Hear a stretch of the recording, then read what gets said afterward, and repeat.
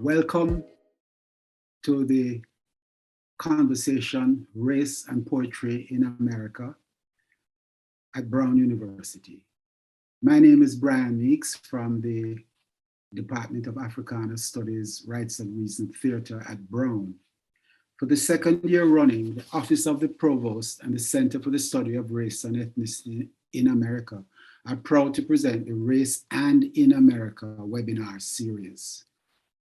Race and invites Brown scholars to investigate the origins, histories, and enduring contemporary effects of racism in America from a range of fields and scholarly perspectives.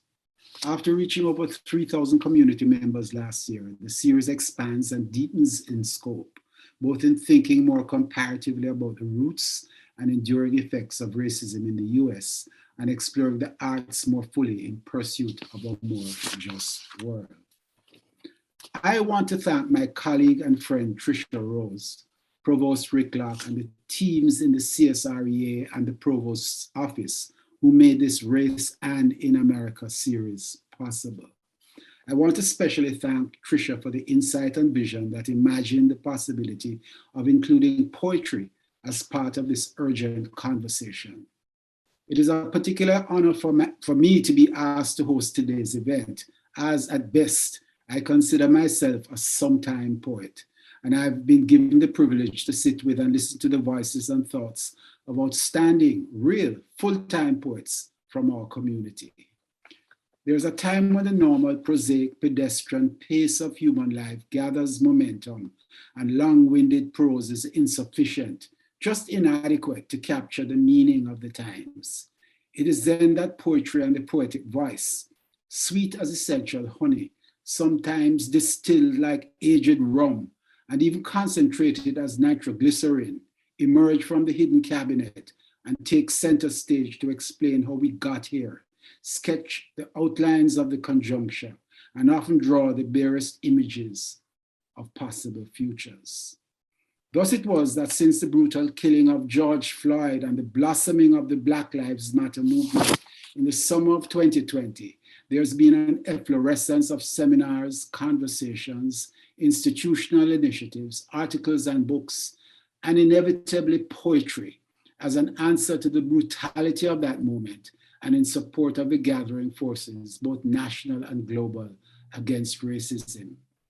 The three poets and their work before us today, with their long histories of careful craftsmanship, cannot be understood as merely reflexive responses to 2020. Yet, we are holding this event a year later and under the title, Race and Poetry. So that is the underlying theme that binds us together. What is it that we write?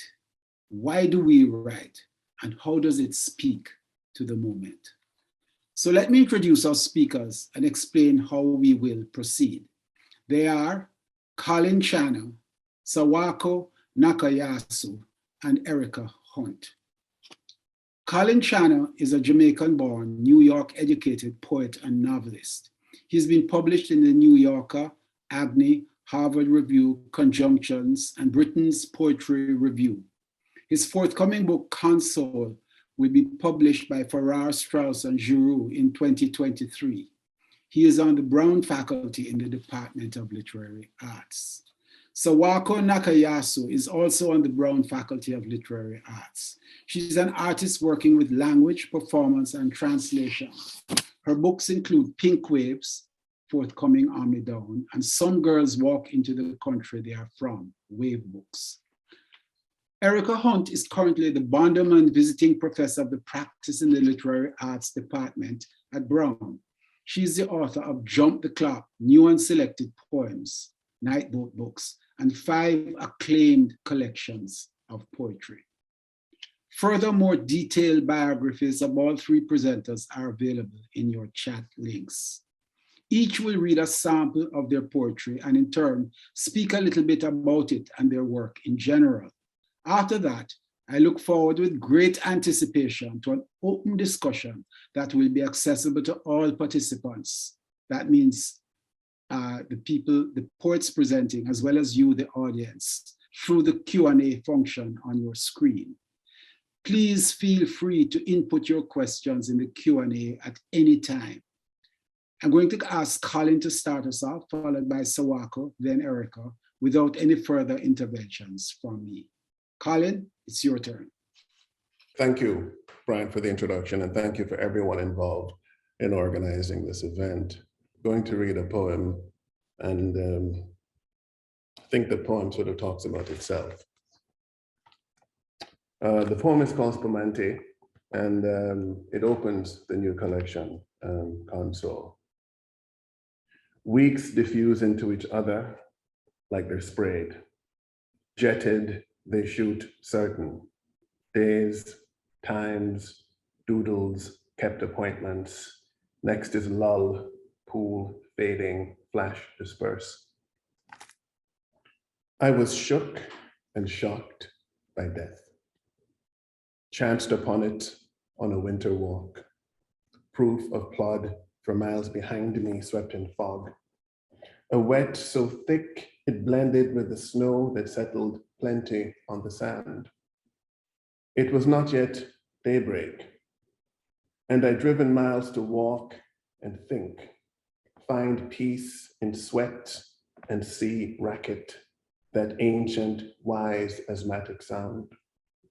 The light took its lazy time for lifting. In the shift, I saw a darker shaping than the gray. At 2 miles, a boat of some proportion. At a 1/4 mile, a whale. Since then, I've been lamenting, moving as if held in gel. At night, I dream it. See it stretched across the rack of high tide, belly to the stars, flung shells and gravel, throat part grooved, fins unflappable, balletic flutes symmetric in their pointing, how they fused. All this in half-light. All this in sea dirge, wet, air matte toned silver. And I hunched in the hood of my parka, God-awed before Shavasana, stilled as if the glassy eye that looked to me had fixed me in a century of tintype. Agape. I've only recently discovered love of animals. Well, Killy, Nan, and Rebus, 3 dogs. Now I've partly taken leave of language, have given incoherent due. I know what it's like to be mammal filled with deepest ocean sounds. Oblivion, solitude, stillness intermitted by quake roar, tectonic slipping, lava fissures, ship propellers drilling, the human croons of whales. There is slave in me, fat heritage. No fluke, I'm invested with hurt, echo of the hunted, located, natural rights redacted, meagered to resource. All is flux as I'm collapsing love and distance, moving through the gel, my life, edging the canals of my city, clumping up its hills, memory, aerosol, head in self-cloud, getting Melville as I should have, watching at him contemplate the vista from a landlocked house, hills becoming pods of transmigrating giants, Greylock, Berkshire Range. There's thirst for music in this less than solid state, ampless back in my office, I knee prop my Fender, ancient black thing, strum it, casual, weep. Suck salt in darkness, fingers guessy, lazing up the sound, still something brusque runs up me. Shuddered wood, that deep flesh shook that makes string music fuse to you. The thumbing further breaks the thing in me. I know what now love is. No tentative for sure, its incoherence, jelly analog is mine for life. The windows stay black and phlegmatic as the air outside begins to heave with rain. I hum, thumbing, fashion something of a home, some sucker, pulse quick but steady as I deep dive to dub. With it comes the baleen wheeze of mouth organs, plangent blue whoop. I am dub, and dub is water. Exile. I wish you could have lived in me, plunging, like spumante.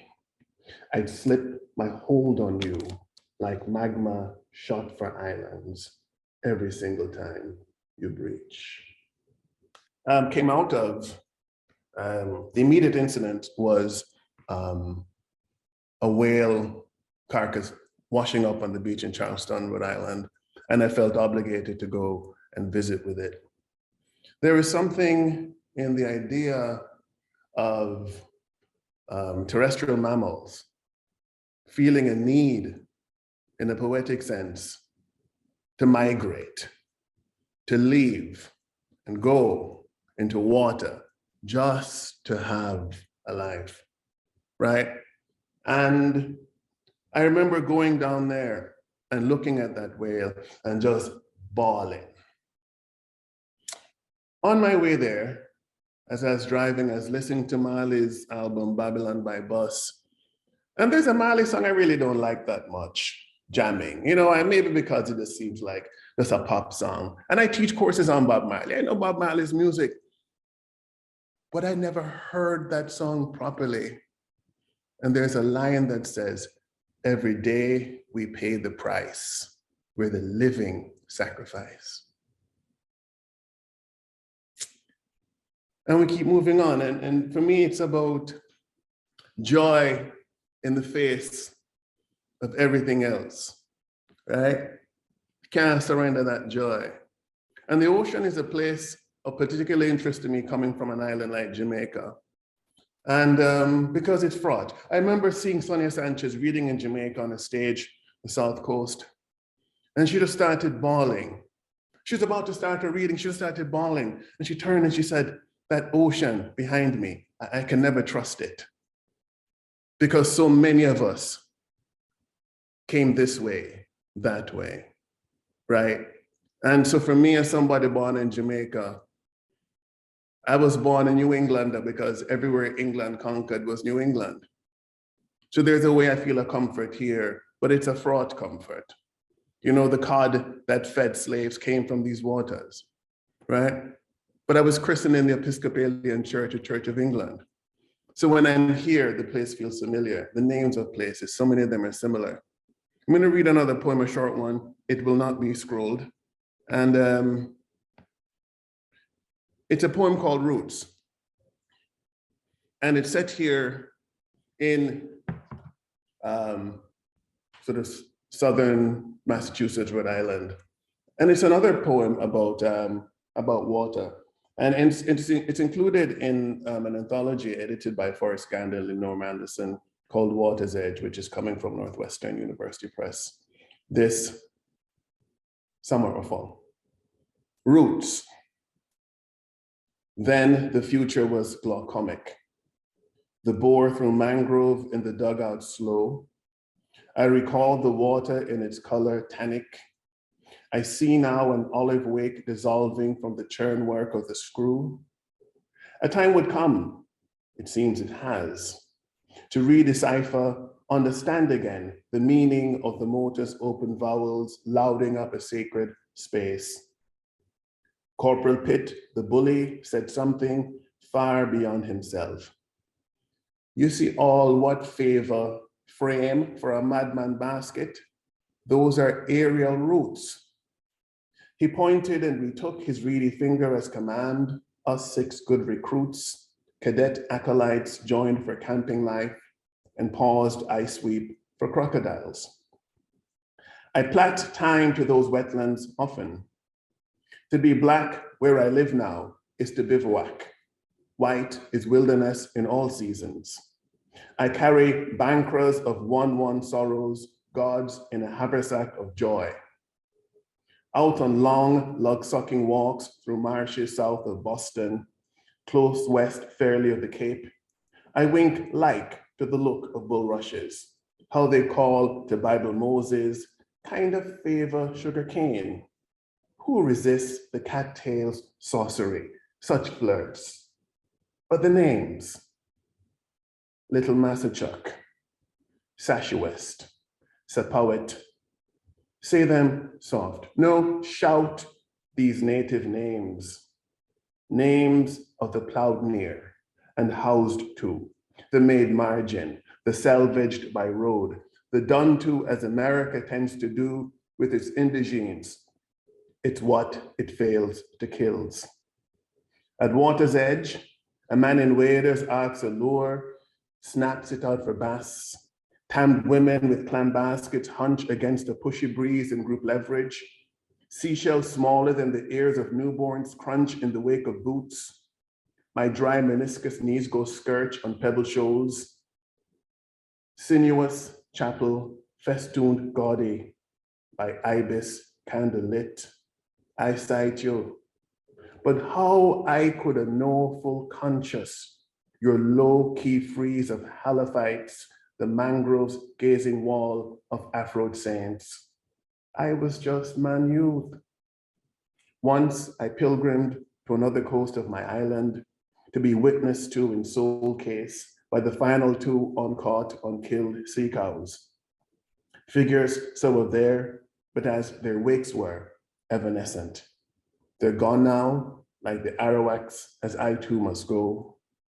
I go home for now to Providence, comb-summed, bearded, chucking old bean boots, apparently adaptive. Ever hear? A root.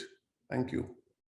Hello, and thank you so much for having this event. Thank you, Colin, for your beautiful reading. Thanks to Provost Locke and Professor Rose for inviting me to join in this amazing series of events. And also to my colleagues, Colin Channer and Erica Hunt, for being incredible writers and colleagues, and I'm honored to be here with everyone today. I wanted to start by acknowledging something, which is that I'm zooming in today from Tokyo, Japan, which, among many things, is the former center of the Japanese Empire. And I want to acknowledge something that isn't so frequently spoken about in Japan, but I want to acknowledge that I'm connected to this horrific history of Japanese violence in the Asia Pacific during World War II. There's a history of genocide, colonial occupation, sexual slavery, and all of these things are part of my history. I hold these things together at the same time that I hold tremendous joy and solidarity in the communities that I'm connected to in the US. They include Asian and Asian American communities, BIPOC, queer and trans communities in literary spaces on campus at Brown and elsewhere. I want to give a little bit of context to my writing and where I've been and how I've evolved over time. I grew up in white suburban America. I became a writer in the late 90s, was mostly interested in an experimental vein of American poetry. And the landscape of that was very white, but it was also a whiteness that wasn't so unfamiliar to me because I had grown up in white suburbia. In 2002, I moved to Japan, and in 2004, I published my first book. And in thinking about this event today, I looked back a little bit and thought about some of my earlier books that were that I'd written while in the US, coming from my sort of an earlier version of myself where I was or felt myself to be more fully assimilated into white dominant culture, even though my engagements with experimentalism in poetry kept me out of the cultural mainstream then too. Some of my books are explicitly feminist, and now I would look back and say it feels a bit white feminist to me. One of my books collects 10 years of love poems. It's called Hurry Home, Honey, and it collects 10 years of poems about loving white men. Kick that habit, but there's something in my past. I want to say also how much I've been affected by a book written by Dorothy Wong called Thinking Its Presence, which is a book that opened up ways to read experimental poetry by Asian American poets through a racialized lens, which was interesting to me because it even changed the way I read my own work. And the fact that even though I thought I had been more or less assimilated into white American culture, I wasn't as white as I thought I was. So these things have evolved over time. Over the time I spent in Asia, which has been about 15 years, mostly in Japan, a year in China, I had moved away from a racialized poetic orientation that is shifting in ways that are not so different from the ways that our American culture has shifted. One thing I see now and that I take great joy in is that I feel there's more space now for us to inhabit the poetic landscape without participating in an explicitly or a white-centric notion of poetry. And I perhaps feel this change vividly, partly because of my own ways that I've shifted and moved around these spaces.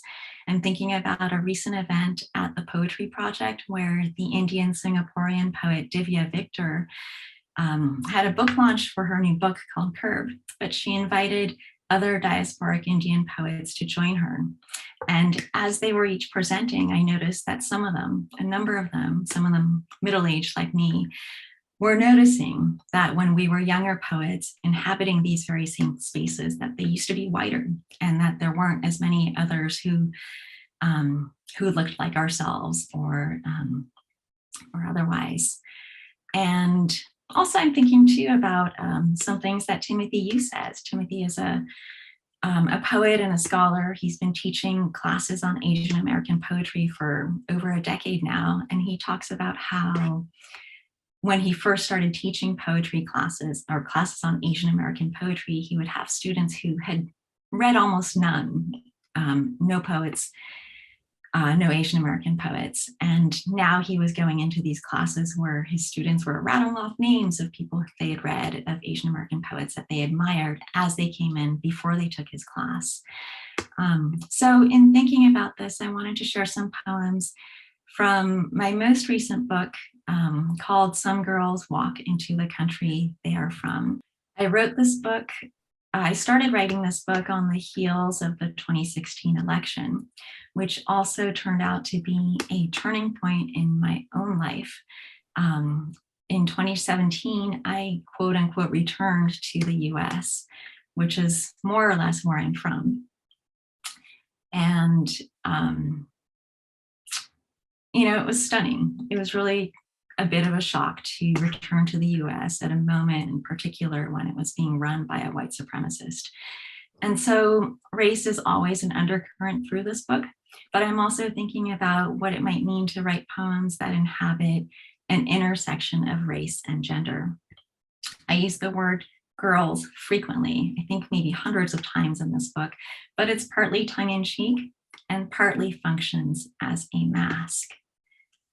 And so I will begin with a poem called Mountain Girls.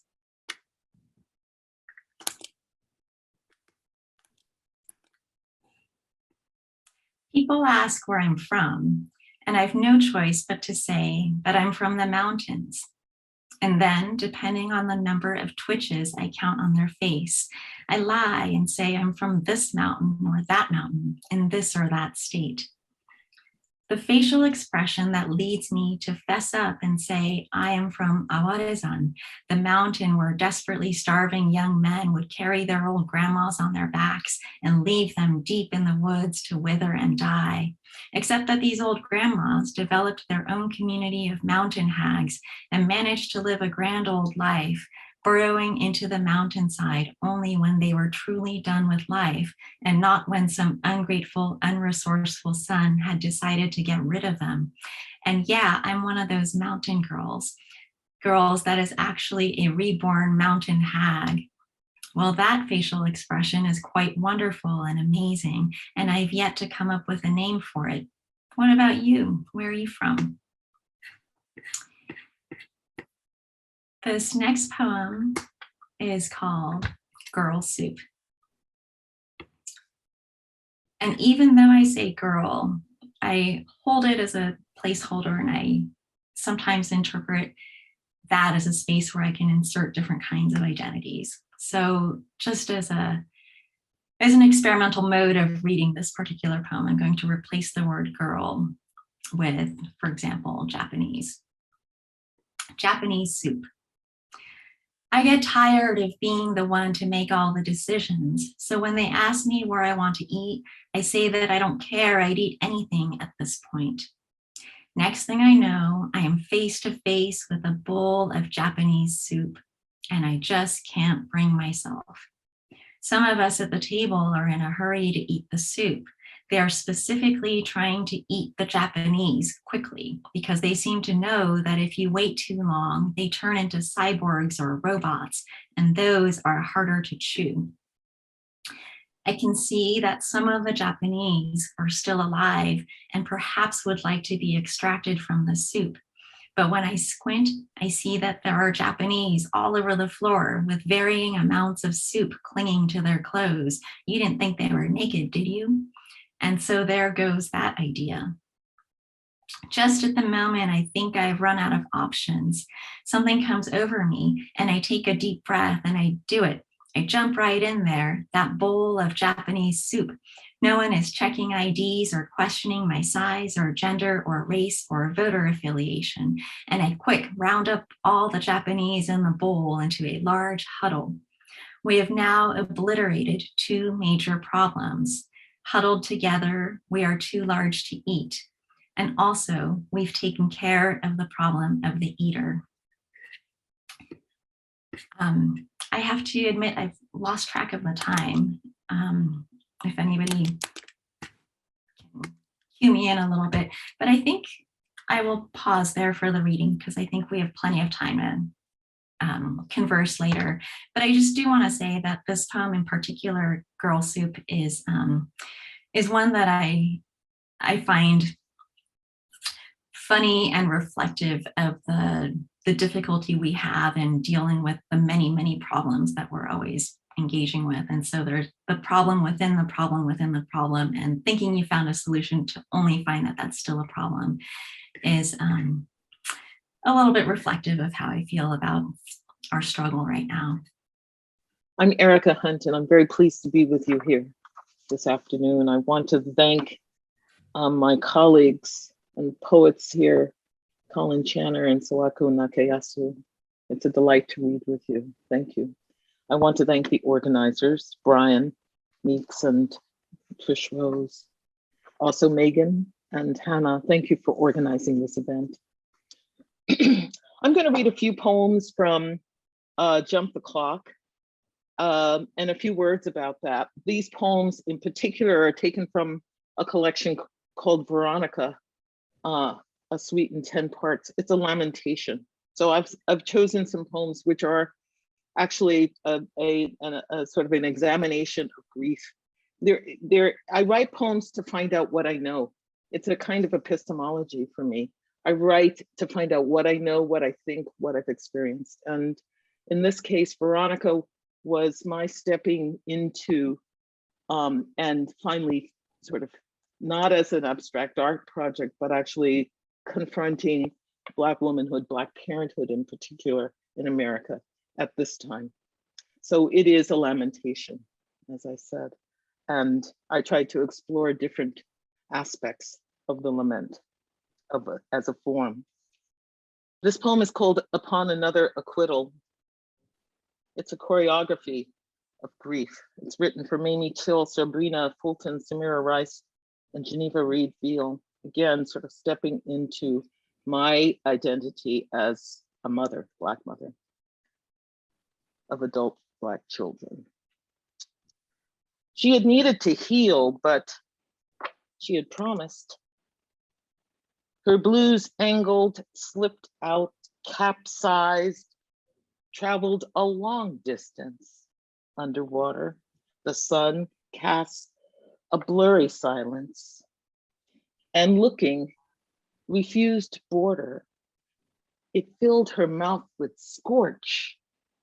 And when I saw her fall into herself, not her first grief, and crumple in an instant, knowing no justice will ever be found, could be found, where nothing is said out loud. And when it is said or wailed, the something said is something that no one else hears. Everything will be taken from you, even more than you know will be taken away, and it will sever you. It will make you swerve, stagger, as if punched in the heart or in a part you can't easily name. Talked over, punched into, so you pivot as if possible to get out of the way. I write as if words will suspend your fall. Gentle you, when there is no departing agony.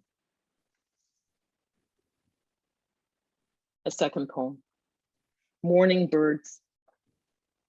Hear 1,000 birds dispute, the gun going off, the random backfire. Who handled who, and who rose to be recognized, and how the body came to be fresh, fallen there, and why the girl was tackled, and how her wrists looked slight in handcuffs, and the exact nature of the orange pin, and the load glassing her eyes, the load incalculable, and the incalculable load.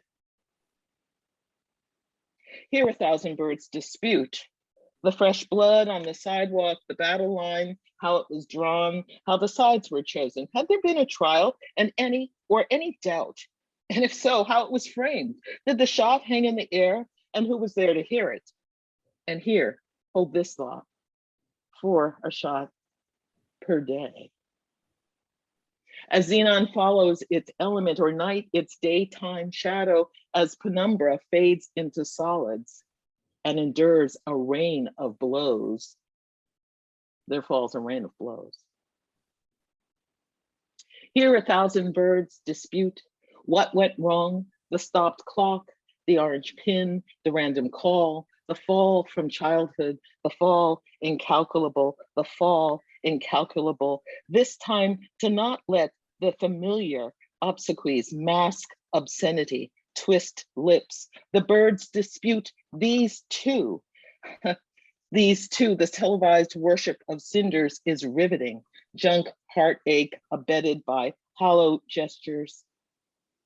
The birds' disputations grow louder, frantic against glass, stunned, splintered, and hushed in shadow, honeyed innocence.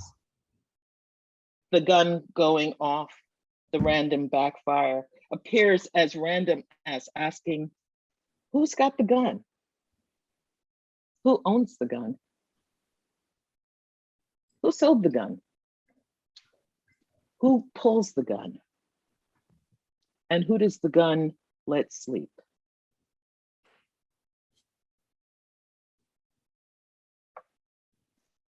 Lines on love's laws. What we do not dream, we cannot manufacture. Art follows ear and echo, covers, chooses, selective eyesight, searches the dust, and is surprised by love's apophatic blinking. What love sees in daily light holds open color, ink, roar, melody, and quiet is its own steady gaze to better endure bumps. Always more song to be sung between the words. Jars memory and its subatomic, moving at the speed of thought. In random thirsts, rise, name the sensations. To fish for breath, combing through hair as tangled as nets, as thick as the beat of blossoms. A fine line between mind and senses spinning, in which her, my, their body becomes expert without waiting for unified theory, loving the body of one's choice, and to live so surrounded with fewer asterisks, more verbs, fewer security alerts,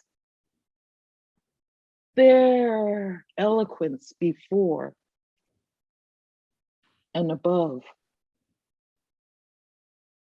the grave. Thank you. Hannah, could you show this image? So this image, I have 2 or 3 images that I live with when I think about the possibilities that poetic imagination brings to thinking about race in constructive, productive ways, speculative ways.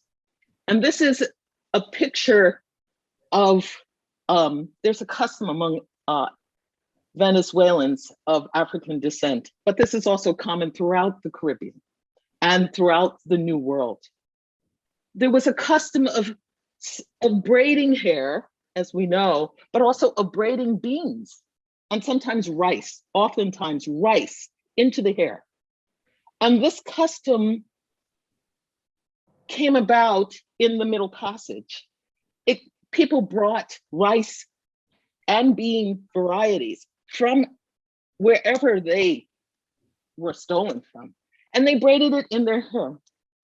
You know, and I think about the investment in the future there. I think about what does it mean to think I have been stolen, I've been kidnapped, I'm brutalized, but as I go and as I love the people around me and I care about the people around me, for which we have no record, we braid our hair with rice and beans because we see somehow, even beyond the current bleakness, the possibility of a future. I see in this image and other images that I do collect the capacity of people, even in abjection, and who have a very lightless present at times, struggle. I also see the hope that the rice braided into hair represents. I think that when I think about the capacity of poetry and of Black poetry right now, I think that one of our responses to the present urgency is to hold the space for the possible and for the not yet. Anyway, thank you. Thanks, everyone. This has been actually a feast, and a feast not because simply it represents 3 quite distinct ways of looking at the world in this period, but because the styles, the sort of, it's not just the subject matter that has been chosen, but the styles are so radically different in terms of their angles of attack. And you know, there's so much that I want to ask, and I'm going to throw out an initial question in lieu of questions coming from the audience. But let me, before I throw out my question, remind our audience that Q&A has been open all this time and is still open, and you're free to ask anyone particular questions along the way. The question I want to really throw out for all three participants, and you may choose either all to answer or anyone to answer, is why these poems? You got this briefing from Trish, and I suppose from all of us, that we're going to do this session on race and poetry. And why these poems? Why not something else from your oeuvre? What led you to choose these particular poems? And perhaps we can start with Colin, since you've been off air for the longest, and for you to suggest, and then Sawako and Erica can jump in. Thank you, Brian. I mean, for me, these are fairly new poems. I've never read from this collection before. So one, it was a good way of hearing the poems, but also to, these are lyric poems. These are poems about my life. And, I live in a Black body. I was born in a Black body. I live in a Black body. And going to dub music as an aesthetic indicator was something I was working on here. The idea of, cut and mix, of being, of finding reconstruction in the disaggregation of middle passage XYZ, but also to that sea mammal, right? The way in which it's a blatant kind of metaphor, in a sense, right, of self-exile, and how something that can seem clumsy, right, in shallow water or on land, when it's in an environment in which it is allowed to thrive and flourish, how beautiful it is. It reminds me of swimming in the pool at Brown and being on the water. And there are very few brown people. And it made me think about the heritage of brown faculty, but not brown people. You're right, yeah, right, right.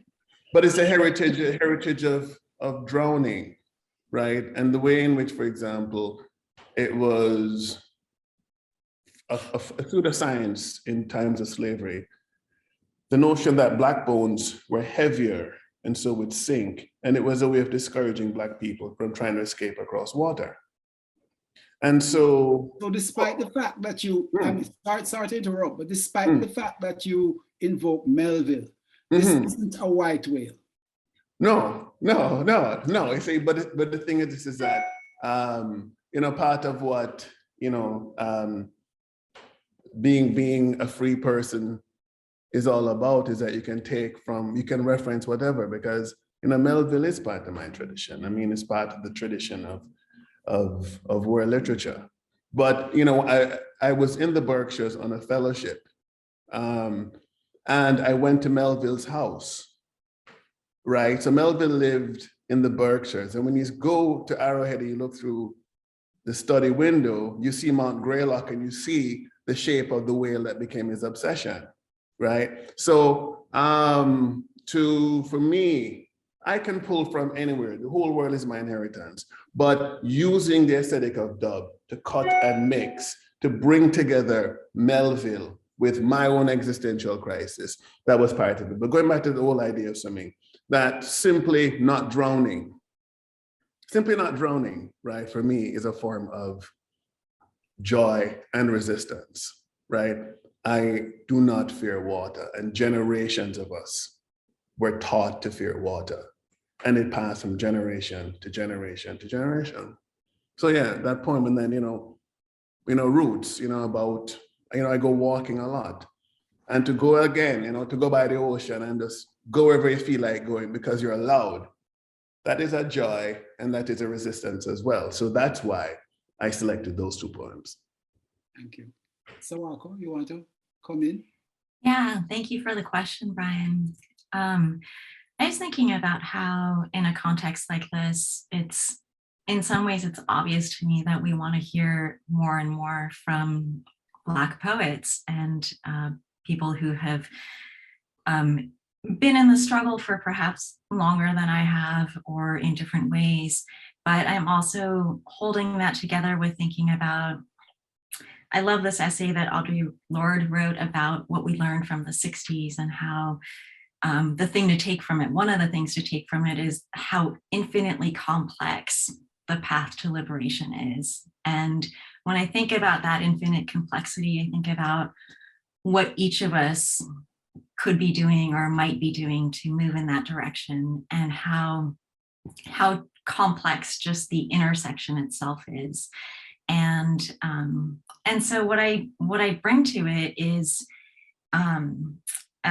a feeling of race and racial orientation as not necessarily being fixed. And I want to move through that changing perspective. And I chose some poems that I think are engaging both these aspects of my thinking about the feminism and how I can use the tools that I've gained through years of feminist thought and apply that to how I can think about race differently or presently. And so the ways in which current experiences and current contexts can combine with some of the tools that I've been accruing over the years is something that moves into my decisions about poems and what to share and where to go with that. Thank you. And Erica? Well, those poems are quite obviously about race.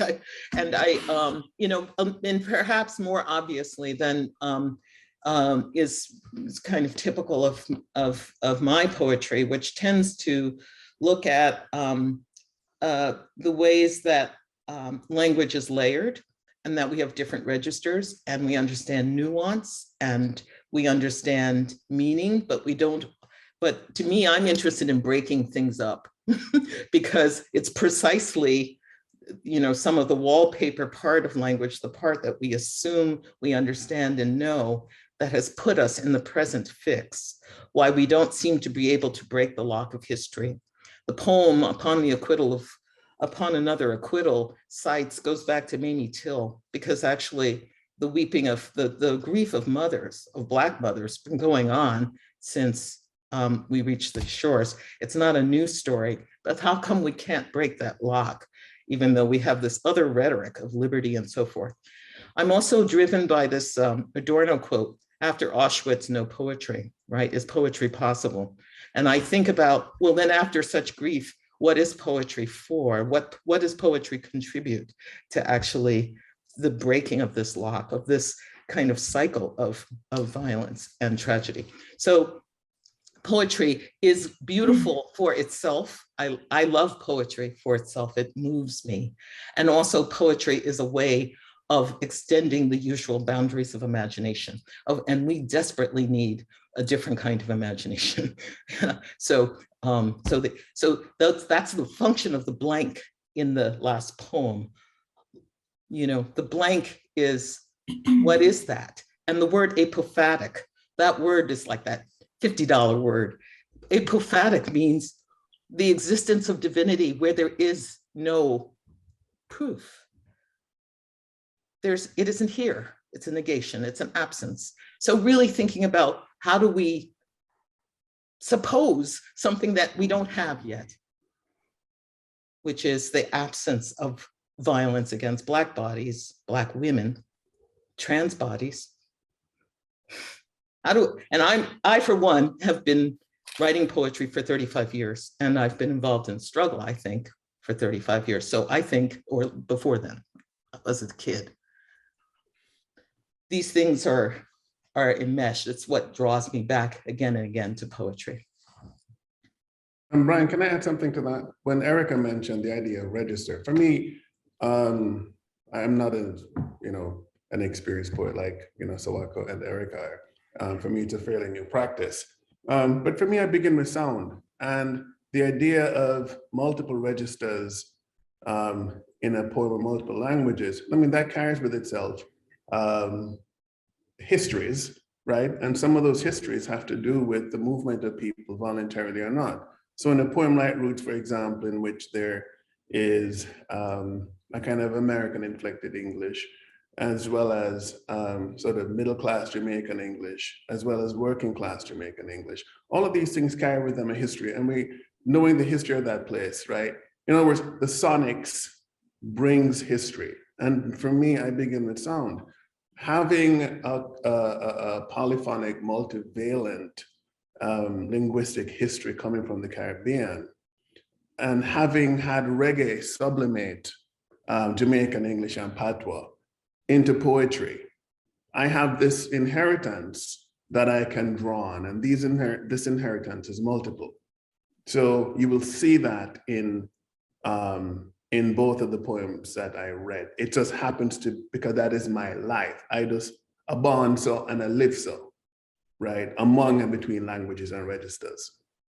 I just want to bring in another dimension here too, because we're talking about sonic registers, and Ayo Aborishade has written asking Erica to throw more light on the picture she shared. So visual registers are being introduced as both initially by Erica, now in the question asked by Ayo as to what to give more depth to what you've said about your visual image. Just very quickly, it's an image that I think I first saw in a New York Times article, and then I've done subsequent research and seen and have discovered that it was not just Venezuela. They were showing it as a Venezuela, I'm very interested in the history of rice and Black people's cultivation of rice. So it really started that way. And I was then led to this picture and then to some other additional research that speaks to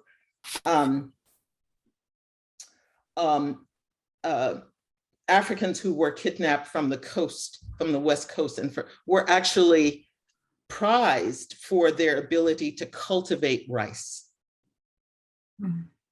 And brought to, for instance, the Carolinas, the Low Country in South Carolina to grow Carolina rice. Similarly, in other places, Dutch Suriname, there's a number of places where this, and in the Caribbean and in Venezuela, the folks were able to run away and start maroon communities. Colin, isn't that interesting? Using the rice that they had braided into their hair and the beans, the other seeds they had braided into their hair to basically sustain themselves as in maroon communities. I collect that image this is, my association. I think some people did jump off the boat when they saw that they were at sea and they didn't know where they were going and they lost heart. And some people put rice in their hair because they didn't know where they were going, but they knew that they were going to thrive. And to me, that is, neither is right or wrong. It is just human. I hope that gives some depth to why I collect those images. Thank you. Ethel Barha asks of Sawako, thank you for such inspiring reading. The question is for Professor Sawako. While commenting your poem, Some Girls, you mentioned the entanglement of solutions and problems. Could you elaborate more on this idea? Many thanks. Yeah, thank you for that question. I want to try to think about that in combination with a couple of things. I'm thinking about it, what entanglement is, what structures we're entangled in, what solidarity might mean, what institutions are in the context of poetry. And I think that one thing I might mention is that the book that I read from was written in a moment when I was transitioning from being outside of institutions or American institutions, certainly of the kind that I belong to now. And what that shift was interesting to say the least, partly because it feels like some kind of, excuse me, some kind of a success or an arrival to get a job or to be recognized as a poet, to have a publication. These things are positive at the same time that they take away from a possibly wider view of what poetry might be in the world and what poetic engagement, what translation, what and maybe even scaling that even wider, what point there is to engaging in poetry in the first place. And by that I mean, I think about, and I think as an educator, I think often about the teaching of poetry, not only to help students write better poems per se, but to think of it as a training of the imagination and a training of being human in the world in a way in which we might take our poetic thinking, apply it or translate it to other contexts that may or may not be literary.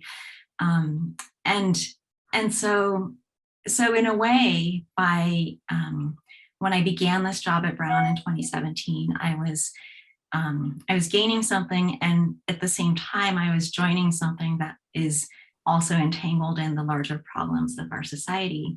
And so I'm navigating what that means in terms of my own work, in that some of my books I want to publish with presses are acknowledged and, you know, established, and that give me some kind of credibility and legibility in the poetic community.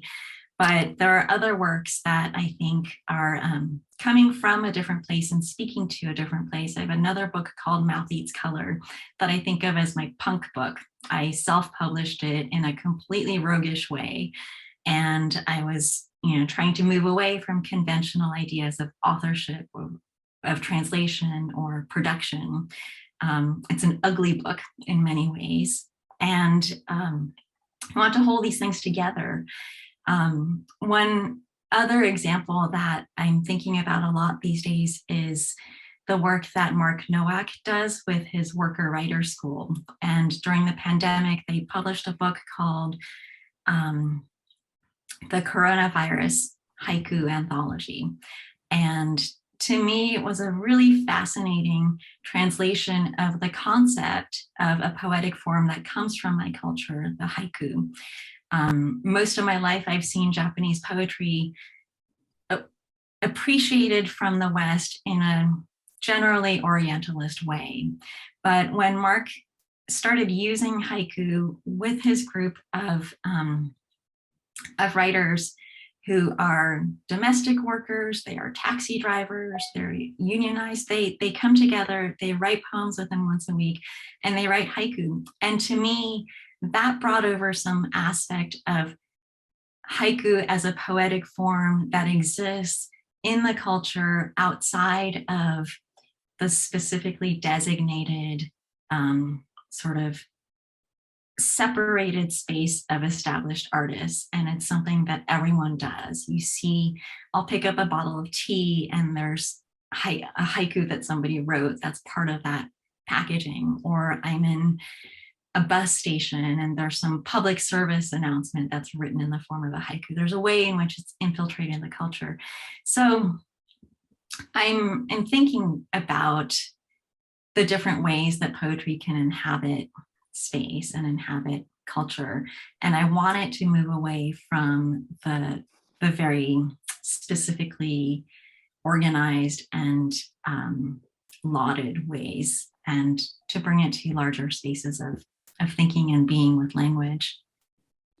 Well, thank you, Sawako. To follow up on your comment about institutions being entangled in the larger problems of society, a memorable phrase from your comment a while ago. Andrew Colarusso writes this probing question. He says, "This was beautiful. Thank you each for sharing the brilliance of your souls and minds. As faculty of the Literary Arts Department since 2015, who cannot vote at meetings, who cannot take sabbatical, I understand how institutions benefit from Black labor while also maintaining marginal positions. As a Black poet and writer who was paid $235 for a novel that took 3 years, I also understand how publishers profit from and marginalize authors of color. My question is, have you all experienced this from other artists of color? How do each of you deal with this kind of behavior in artists of color? How do each of you deal with these hurts, with those hurts? How are bonds of solidarity among artists of color substantively formed within institutions? Well, that's not one question, that's a number of questions, but I think we get the drift. Would any or all of us care to comment?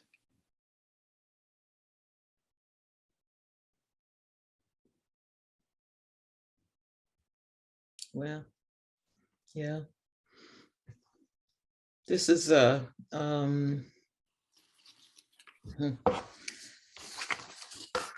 I know that I will speak for myself.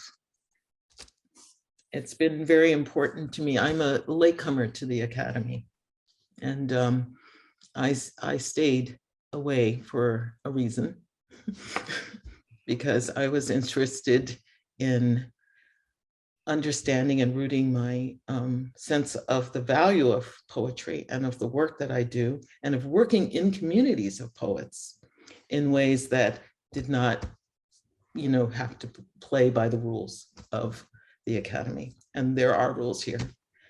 I would say that, one of the important experiences for me, I've been a member of many poetry communities, and they are actually much more essential. They have been well springs. They have fostered my creative work. So the work is valued in those poetry communities, and that's very important. Cave Canem, which is an important place for Black writing, and that in the last 20 years. The Poetry Project in New York, very important as an early poet for me. Language poetry, that was an early place of importance, was an important place of support, and just conversation and dialogue. It's the poem, the work of poetry is not identical to the work inside the Academy of Teaching Poetry. Yeah. The work of poetry is not the market either. That's one of the interesting things. There's no money in or there is now, but it's not about market valuation. It's like, where does one get a sense of value? And as an artist, you need that. And it has to be with peers or a community in a dialogue that means something, where the stakes are clear and are not necessarily the same stakes that exist inside the university. Well, thanks for that. And it's a difficult question, particularly as an intra-departmental question, given that all three people here are in the same department. So I'm going to spare you having to drag this out, in this particular forum. Certainly, to riff off Erica's points. The Academy demands, certain rules which appear to be A, written in stone, and B, to be objective. And all of us know that they're never quite written in stone, and they're seldom objective. It doesn't mean that as Erica said, that we can function without rules of appointment, rules of promotion, rules of demotion, perhaps even. But it's a complicated playing field, and there are so many exits in and out of it, which don't appear on the normal roadmap. that it can sometimes, be downright unfriendly and at other times, clearly biased. So, we can't answer the questions posed by Andrew here, except perhaps to say that in the world that we are trying to create, that is represented by this conversation on race and poetry, and this conversation of race and in America today, we would hope that we will be moving to a better place with all of the distinctions and caveats that Erica has introduced, that there's a distinction between the academy and good poetry, or bad poetry, that the two are not necessarily the same thing or in the same space at all times. So, absolutely. Yeah, sure. I mean, there are a couple of things, right? Is that being a writer is in many ways a matter of self-selection, right? There's no draft for being a writer, being an artist, right? At the same time, there is a privilege in being an artist of any sort, who for even some amount of time has the security of institutional support. We're having this conversation in an Ivy League school. So let us ground ourselves in that, right? That we have 4 people of color on screen discussing poetry. Now, I think that writers can belong to many different communities, as Erica said. And one of the most significant changes in American poetics the last 20 years has been the emergence of institutions outside of the academy that have worked to produce and sustain writers, such as Kundiman, such as Vona, such as Kabe Kanem, and there are many others, right? There are events like Furious Flower that create community. So what we've seen in the last 20 or so years, and this is to the chagrin of many writers, the amount of people of color positioned, right, within the academy, but also when you look at, the National Book Award, you look at the Pulitzer, you look at, once upon a time, you would not see any people of color. And sometimes, it may have been one. So there's that, right? At the same time, right, the larger questions of equity, I think, posed by the question, are questions faced by people who are trained conductors for New York City Transit, right? And that inequity is baked into the system. However, I think in the case of the literary arts in the wider scope, right? I think the question is being discussed in the context in which there's no supply issue. In other words, if there is a field in this country and in this world in which questions of departments being not particularly diverse in terms of not just race, but aesthetics, right? Sort of age range, just being almost all American in a big international university. These are questions that are being posed in the context of, we cannot claim that there is a supply issue. As we say in Jamaica, you have poets and writers of color to stone dog, right?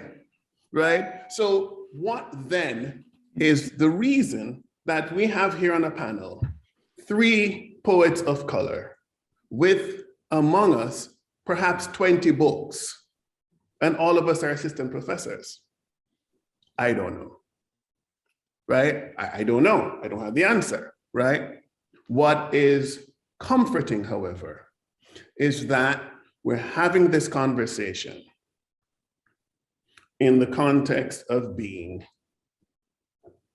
at a stellar department at a stellar university in an event supported by the office of the provost, right? And so there is certainly an awareness of institutional support, right, for the arts in general at Brown, but also, difficult and complex conversations about, among other things, race. Thank you. Sawako, you were going to say something. I just wanted to add one thing. Thank you all for being so gracious and thoughtful about all of these matters. I keep going back to the line in Andrew's question that says, how do you deal with those hurts? And I think that it's so real. And my answer is a little bit similar to Erica's in the sense that there are multiple communities that we draw from. And the poetry community is a huge part of my life. And it's huge and it's complex and it's racially complex. My job at Brown is a huge part of my life. And it's, as wonderful as it is complex. But in terms of how I deal with those hurts, I think about how, our department is small. It's a little bit like a family in certain ways, but I also have a family that is 100% ethnically Asian. And that's the family I go home to every single day. All four of us are some combination of Japanese or Korean or Japanese, Korean, American, what have you. They're complicated. And it helps. It helps to have multiple spaces that we connect to, that we belong to. We have working lives, we have artistic lives, and we have personal lives. They are all intersecting, but they give and take different things in my life. And I think that without my family, it could have been a difficult thing to deal with the complexities of race as I returned to the US in 2016. And that's not the solution that works for everybody, but we have various kinds of choices that we make as we find our way through poetry as art, poetry as industry, poetry as pedagogy, and all of these things have different modes in which we have choices. So that's how I deal with it. I think hurt and pain and struggle are real, and I want to acknowledge that. So, Sawako, you know what I do? What? I just bawl. I just walk the beach, right? I just walk the beach and I cry and I work. And I talk to my friends because, again, this is not something unique to the arts. I mean, talk to anybody who works at in fast food. I mean, these are questions that come up. There's the larger issues of equity, right? Run through life, right? And I think the coping question is one in which, again, when I feel I need to cry, I cry. I also laugh a lot, right? And I also get into the work because I am here at Brown because a hobby turned serious and worked out, right? There's a singer from Jamaica called Chronix, and he has a song called Likes. He says, I do it for the love, I don't do it for the likes, right? So loving it and remembering why I love it and staying in touch with that love is something I find sustaining, and laughter. Yeah. I don't know if we've answered Andrew's question, but we want to thank him for putting it on the table as a very serious, general question that constantly needs to be readdressed and ultimately answered as part of ongoing questions of racial equity, but also equity in general, which need to be constantly put on the table. Now, the next question up on the list has we've been answering it, but let's state it anyway, and then maybe we can get back to it through Tim Lord's wording, which he says, how specifically is writing and reading your poetry part of healing for you? And can it be for more and more people? Okay, so he's basically asked the question that we've already got into through both Sawako and Colin, but perhaps we can think about it more consciously. Is this a process of healing? Is it a catharsis to write, or is there something beyond that we want to think about? Erica, maybe you can start if you wish. Yeah, I think that's one of healing is just, for me, is just one of many possible activities or results or outcomes of writing. It seems to me that writing is, again, a way of thinking through things, thinking through experience. What just happened? What has been happening in the world? How do I make sense of it? How do I parse it? Can I imagine talking to a friend about it? Can I imagine talking to myself about it? But I also think it's a way of, and that thinking process is quite complex. Poetic strategy, for instance, reframes the ordinary and makes it strange. It makes something that's very typical and common that we would not otherwise notice. And it makes us look again at this ordinary event. So this decentering, reframing, making strange the ordinary, the act of eating soup in Sawako's poem, something we do without giving it much thought, it's been made strange. And so now we're thinking about both eating soup, but also being in the soup. And also, what is it meant, and the interchangeability of girls to Japanese, all of those words, which are ordinary, it seems that we're being brought anew to it. I think poetry is sometimes about difficulty and about slowing us down. And sometimes the slowing down and the really looking at something carefully, the attention that we give, is also an important part of poetry's function. One more thing. I'm very interested in the idea that the thing that we would throw away or that seems to be silent and to yield no information can actually yield information and knowledge. It's knowledge building. Poetry is knowledge building for us, for the writer and for the reader. And so the throwaway, the thing that would be discarded, poetry says, look again at this and see if what of value can be discovered there. And I'm going to pass it to my colleagues because I know they have.